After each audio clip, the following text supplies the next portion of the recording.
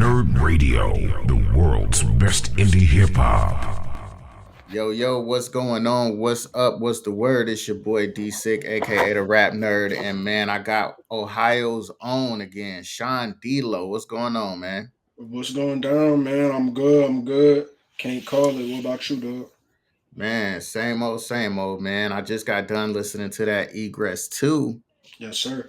Yeah, man, we got to talk about the album, man, because last time, we talked about a lot of the music that you had out previously. So Mm, I want to talk about the evolution to this yeah, yeah. project, man. First, I just want to ask you, like, what do you hope that the listeners take away sonically and emotionally after listening to Egress 2? I want them to feel my drive. I want them to feel that passion that went into it, and to understand, like, yeah, he's coming. You know what I mean? Like, ultimately, that's the biggest thing. Like, yeah, he's not coming. He's not playing. He's Hmm. serious. He's bringing it. You know what I mean? And hopefully, everybody else can step their game up too. You know what I mean? Okay, for sure, man. Because I know a lot of people be doing it just for a quick lick, it seems like, but I can hear the love that you have for the music and the passion behind your grind, man. For sure. Um, yeah, man. And then I wanted to ask you, like, what's the central concept of Egress 2? And can you talk about like what made you decide to title it that? Of course, of course. Um, so back in high school when I was like 16, right? Mm-hmm. I did a project called Egress. And the reason I chose that title is because I was watching Adventure Time, and it was an episode called Hall of Egress. And in the episode, Finn was like stuck in this cave, and the only way he could actually get out is to like accept where he was at in life, and let go of some baggage that he was carrying and all that stuff. So, and Mm-hmm. I like looking at like at that point in my life, you know what I mean? I felt like I was in that same place. Both with the music and like personally, I felt like I was in that same place. So that's where that ended up coming from. And then why I ended up calling this one Egress 2 is because I mean I always wanted to come back to that title, but like it never felt right. Like it was never the right. It was everything didn't line up. You know what I mean? It wasn't the right emotion. Yeah. It wasn't the right feeling. Mm-hmm. But I was talking to my homies, so random, talking to Jay Cozy, we were talking about the first one, and I was like, damn, like I low key feel that right now. Like I low key feel like how I felt, not emotionally, but about my career and where I'm at and my growth.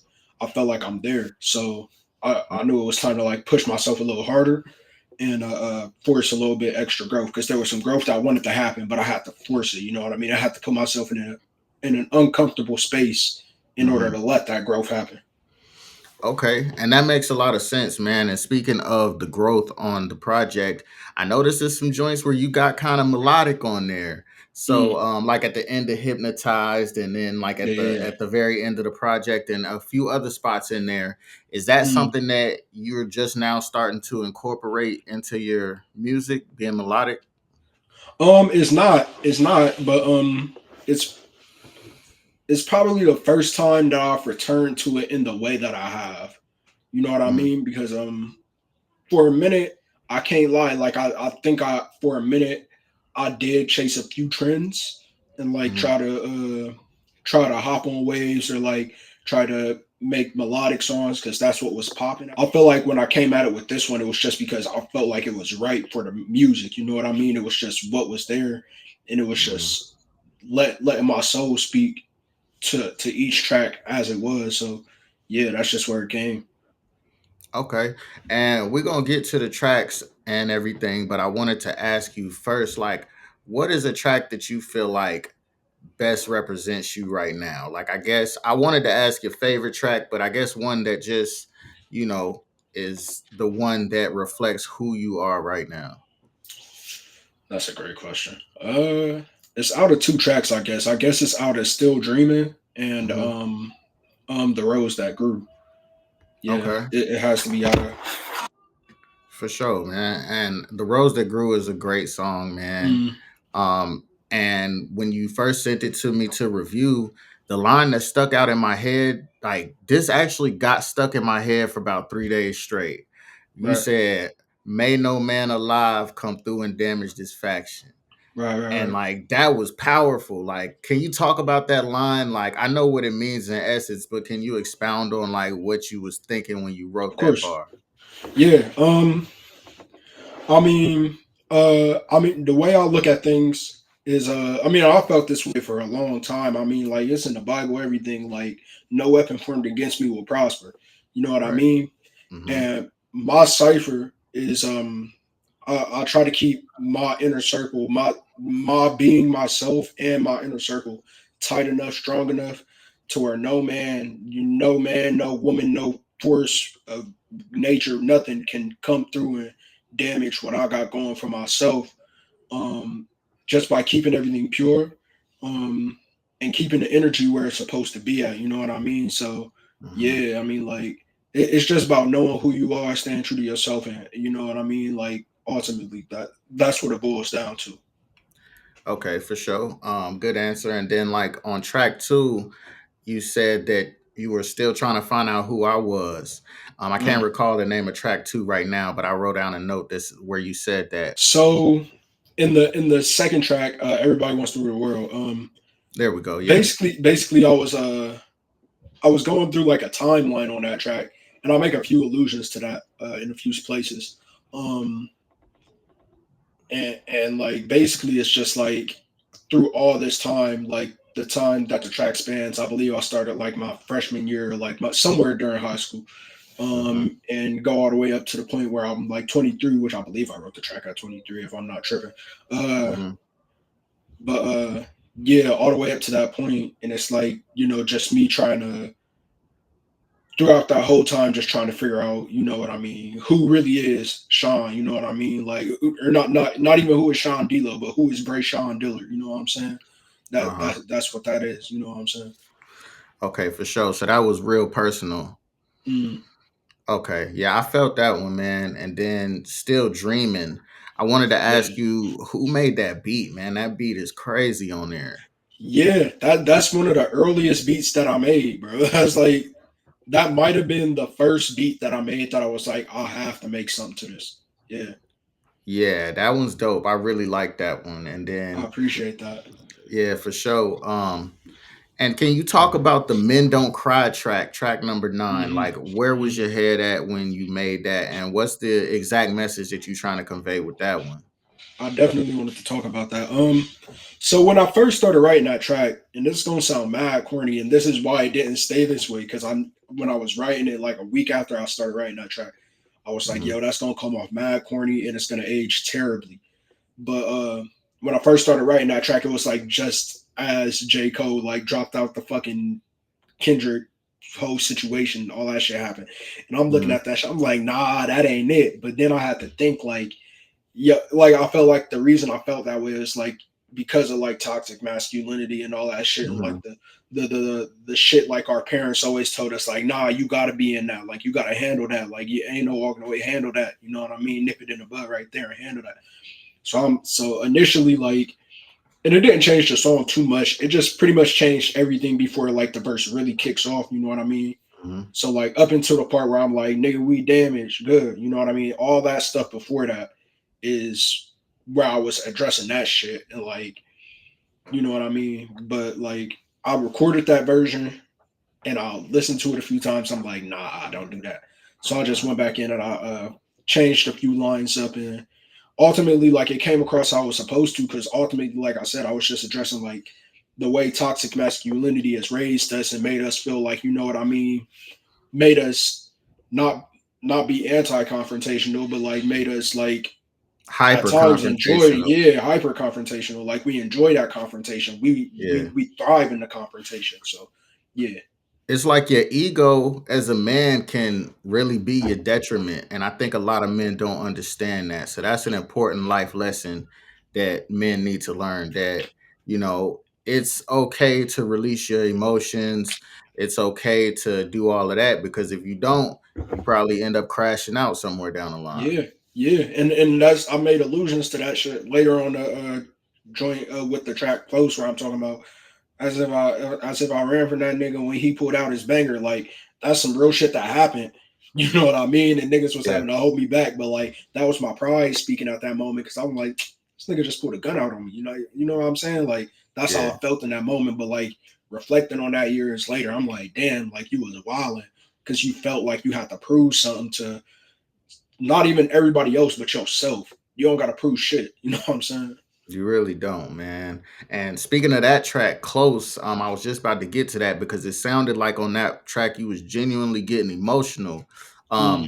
Were you? Was it some tears going on in the booth, or was you just like in the zone? Because it sounded like Uh, Yeah, I was definitely feeling them fucking words that was going down on go flowing from my mouth. Like, and every time I listen back to that joint, I get chills, especially on that "We Way Too Young to Know This Many Fucking" like that. That is just like I feel like that just sums up.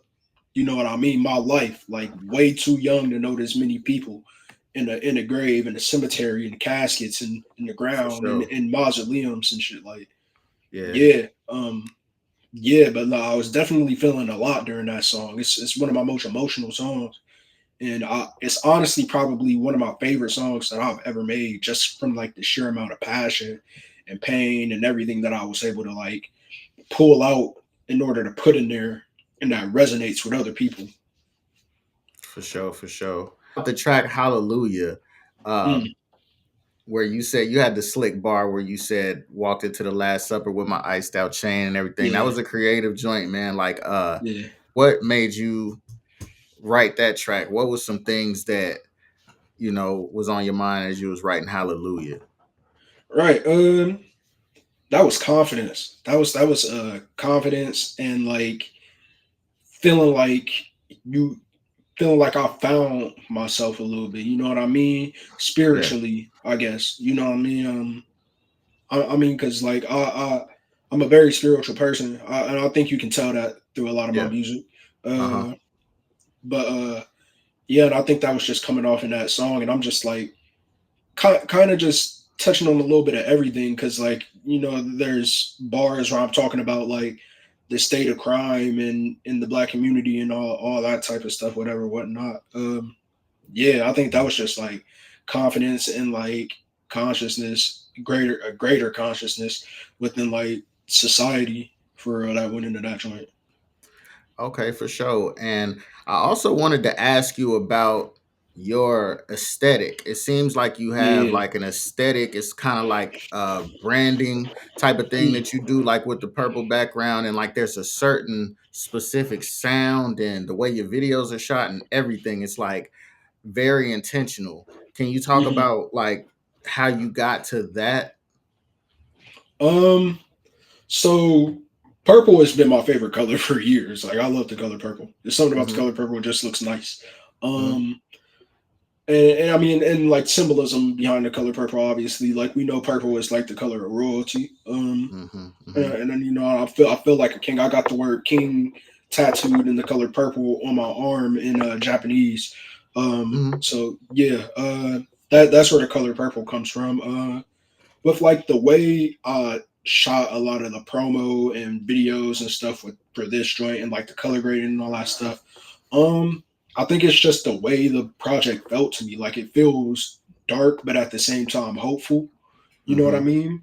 So I Yeah. mean, it's just what it felt like to me in the moment, and like it's not always a conscious thing when I'm doing stuff like that. It's usually just like what feels right for this. You know what I mean? And if it feels right, we do it.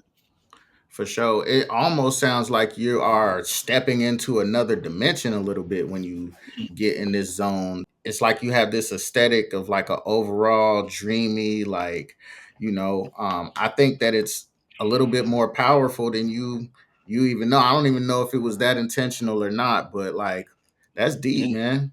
Yeah, I appreciate that, man. Yeah, I mean, at times it's not as deep as it is, but like, I mean, like it's Mhm. always like that. Like even with bars that I write, like they might not be when I write it, it might not feel like I'm writing as deep as I am because like sometimes I just let whatever just the my mind state or whatever just takes me away and it just gets there, and then like when I'm going back and I'm watching things or I'm listening to things and I'm like, yo, damn, that was crazy. You know what I'm saying? Yeah, for sure. I noticed that you had really only one feature, and the feature was your homie talking, Yeah, Jay yeah. Kazi. Jay Cozy, yep, yep, Yeah, Jay Cozy. Shout out Jay yeah, yeah, Cozy. It seemed like you real minimal on the features, man. What's that yeah. about? Is it that you feel like your projects are so personal, or what is it?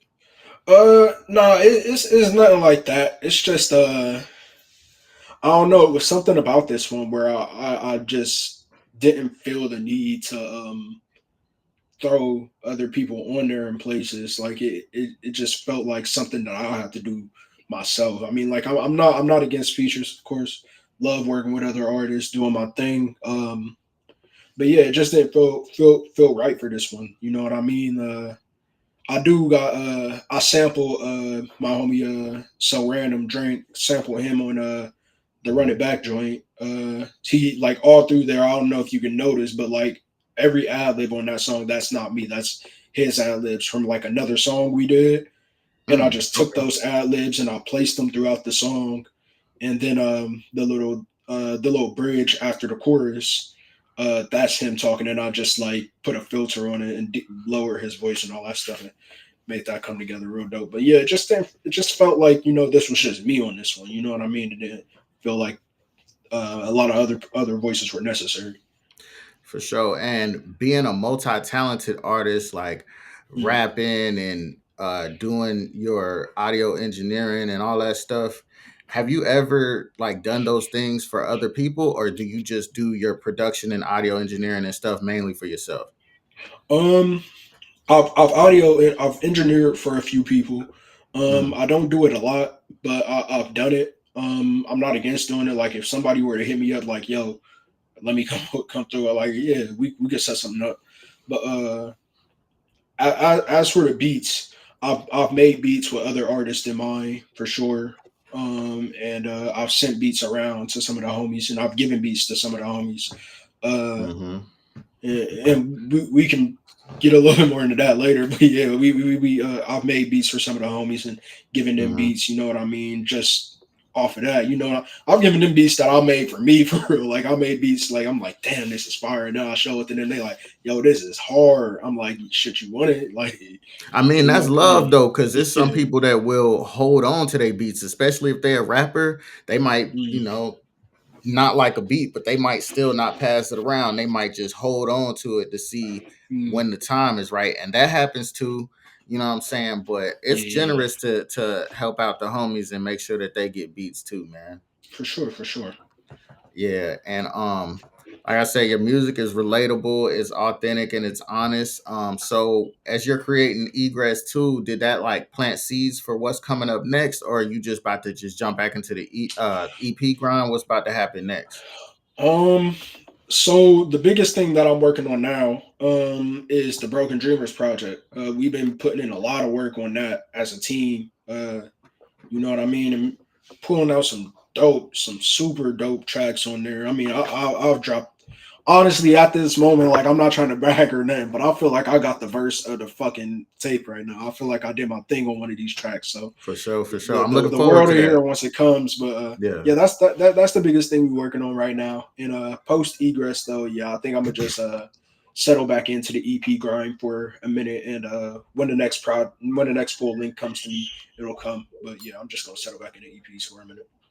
Okay. And I think that's a good idea. And I feel like it's it's gonna go well if you jump back to that EP grind. I think that everything Hmm. that you're doing right now is fire. I feel like it's dope that you're doing things with a team because that's Hmm. almost a lost art right now. Yeah, Like it's everybody wants to be a star, everybody wants to be right up in the front, but it's dope, that you're doing something with a team. Like it kind of mm, reminds me of like when we had all these cliques, like uh Jet Life and like the blog era type. yeah, You know what I mean? Odd yeah, Future, all that. So that's dope that you bringing that back around. yeah. Like we get some of the dopest stuff out of collectives and groups and all that stuff. Like and like like you said, it is a lost art. Like nobody really wants to do that anymore. And I'm like, yo, like if we can push one dude. That's the thing. Like we can push one guy, but like yo, if like five, six, however many of us get together and we all pushing this same thing, you know what I mean? Like Mm-hmm. that has the potential to be bigger than like one person. I'm just trying to push myself, but like five people trying to push this same thing and we all yelling it to the world and doing our part. That I feel like that's just easier. Not easy, not necessarily easier, but like we got a greater chance at doing something together. You know what I mean? And I think that's one of the biggest reasons that we want to do it like that. For sure. And for the underground artists that may be watching this and you're thinking about jumping into the rap game, can you give them like some advice on like what they could do besides just posting their music and posting their videos? A lot of people will post stuff and then they'll Mm, just let it sit and just kind of hope for a miracle. You know what I'm saying? yeah. What is it that you would advise artists to do outside of just posting content? Uh, it's a few things like yo, focus on branding. Think outside the box when you're going about this stuff. Like don't just focus on like your post, but like focus on outlets because there's a bunch of outlets out there that are willing to talk to smaller artists. You know what I mean? Focus on that. Focus on getting dope interactive things or just different things rather than just like videos and your newest song out. Like you know what I mean? Like make posts talking about that. You know what I mean? Like going deep dive posts into that. Make studio content, whatever. Like behind the scenes, like just do think outside the box and do as much as you can to a reasonable extent to really try to like push and promote yourself as much as you can because at the end of the day like if you want to be an artist you got to start thinking with a marketing and a business like mine because that's what you are. You're your own business, you're your own brand. So yeah, you got to treat yourself like that. Okay, for sure. And then one of the last questions I wanted to ask was, did you come across any challenges while making this project? Mm. Yeah. Honestly, I'm trying to think. I believe Run It Back was the last track that I made for that. And it Mhm. took me forever to get that track. Like, cause like I was like, damn, I'm so close to being done, y'all. But like it's this one track and I don't have it yet. And I need that track because I knew I needed something that was harder. Like I didn't Mhm. have anything that was hard. And I was like, I know I need that. I need I know that. what That's you what I mean, need to because finish it. yeah, because like I said, the album kind of got like a laid back, dreamy type of Mm. vibe, but that's the one that kind of like got some bump to it. Yeah, and I was Yeah. like, man, I need that track, but like I don't know where it's coming from. Like, and I was in FL, I was trying to build something. I'm like, nothing was coming out right. But then when I made that one, and I was like, oh, hold up, that sounded right. And then I added them 808s. I was like, oh, this might be the one. And then I Mhm. wrote it, recorded it. I'm like, oh, I think this the one for real. And like, yeah, yeah. So, Yeah, I noticed that with your music, you go with a lot of how you feel, like your gut mm, feeling, and that's very important, man. Artists mm, are sometimes getting too wrapped up in what they think everybody else is gonna like, yeah. but you got to just do what feels right for you. Exactly. Yeah. I mean, I'll say that all the time. Like, yo, if I'm trying for the hit, it's not gonna happen. But like, if I'm just going with the flow and like working and doing my thing and whatever comes to me naturally, it's gonna get there eventually. So yeah, for sure. Like, you just gotta do you. What feels right to you, the sounds you like. You know what I mean? Whatever feels right to you, it's gonna come eventually. You just gotta trust in trust. Yeah, that gut feeling, that primal instinct. For sure, for sure. Did you have anything else that you wanted to leave the people with, or any shout outs or anything? Yeah, shout out to the team. Like I said, Jay Cozy, So Random, Maytona, The Life of Jody, Earthwolf, Rico the Real, 223. Some of the dopest MCs that I know kicking their thing, doing their thing like they doing it. Yeah, like I said, man, just for everybody out there, just keep doing you, keep trusting in yourself, and keep your faith, however you want to believe, keep doing that, and yeah, you gonna make something happen. Just keep your foot on that pedal. Don't let that ease off that gas. No, for sure, man. Because I can vouch. I've been seeing Sean D'Lo popping up on this interview, that interview, this Mm, podcast. Like you really out here moving, man. for sure, man. I've been trying to keep myself busy, planning things for next weekend as well. So you know what I mean. Yeah, That's the state of being an artist. You stay busy. Yeah. for sure. When can we expect that Dreamers project, and what's it exactly supposed to be called, or do you not have a title for that yet?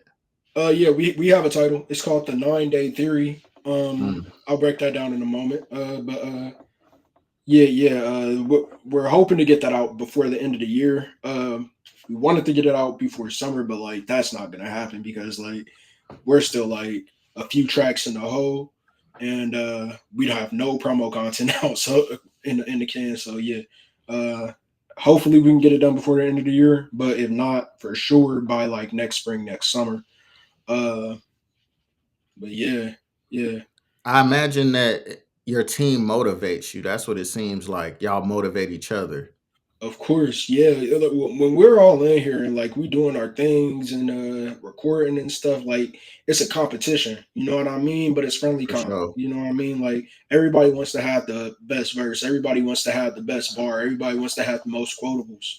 You know what I mean? And everybody is fueling each other and pushing each other to be just that much better. You know what I mean? So yeah. Yeah, still sharp and still, man. It's like Mm, you if you want to be great, you got to put yourself around great people, people that will challenge you because if you're not challenging yourself, you can't really grow. yeah, facts. That's facts. Yeah, for sure, man. And you want to let the people know if they don't know where to find you, where they can find you at. Yeah, yeah, yeah. Find me on TikTok, Sean D'Lo, Instagram, official underscore Sean underscore D'Lo. Find me on Twitter, Sean D'Lo 24. YouTube, Apple Music, Spotify, Title, wherever you want to listen to your music at. I'm there, Sean D'Lo. Make sure you got that apostrophe between the D and the L. Yeah. For sure, man. And congratulations on the project, man. Y'all go get Thank that you. Thank you. egress for sure. Y'all go get that egress too. And we're gonna be up out of here, man. So as always, until next time, if you don't have a vision, you better off blind. And if you don't live with a purpose, you better off dying. It's your boy D6, Sean D'Lo. And we out of Deuces. here, man. Peace. Peace. You're now listening to Rap Nerd Radio, the world's best indie hip hop.